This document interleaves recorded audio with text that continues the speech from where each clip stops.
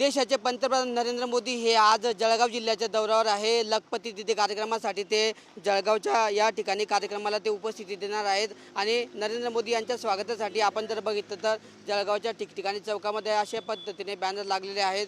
तब्बल 10 वर्षानंतर नरेंद्र मोदी हे जळगाव जिल्ह्याच्या दौऱ्यावर येत आहेत आणि त्यांचं स्वागत करण्यासाठी या ठिकाणी भाजपच्या पदाधिकाऱ्यांच्या वतीने असतील, लोकप्रतिनिधींच्या वतीने असतील, चौकामध्ये या ठिकाणी बॅनर लागलेले आहेत। आपण आता जळगावच्या आकाशवाणी चौकामध्ये आहोत आणि या मध्यवर्ती ठिकाणी आपण जर बघितलं तर या ठिकाणी नरेंद्र मोदी यांच्या स्वागताचं बॅनर या ठिकाणी लावण्यात आलेलं आहे।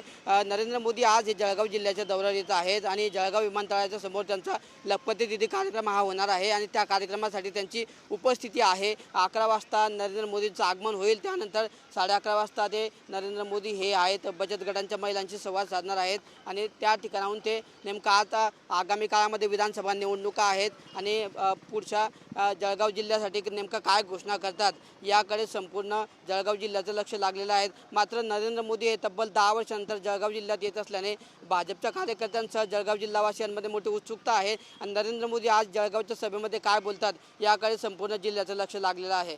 Cameraman Dinesh Dives, Kishore Patil, TV9 Marathi, Jalgaon.